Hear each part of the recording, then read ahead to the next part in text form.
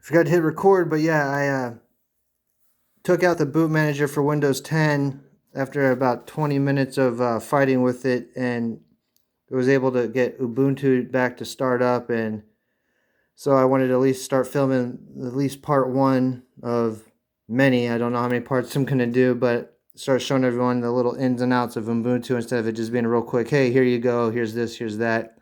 So I did have, what was it, Drunk Linux guy asked me about his Chromebook, and his has an internal eMMC on it, so you can only do like dual boots with that stuff and all that. So, ooh, we got a load up sound. So, I mean, usually with those you can only dual boot and all that fun stuff. And see, what the cool thing about Ubuntu, you can try it as like oh, I just want to see what it's like, or install it. But since I've had a lot of experience with this exact Linux distro, I already know what to expect, and this is a 20.04. It's just the new updated one and all that.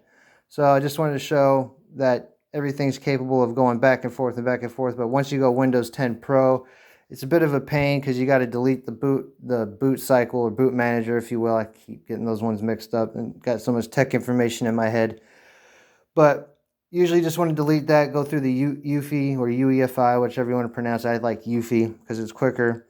And just go through that, and it's better to get through get to Ubuntu to load it like that. It's really quick because obviously the Acer C720 is a lot faster than most people give it credit for. So I will see you guys back in part 2.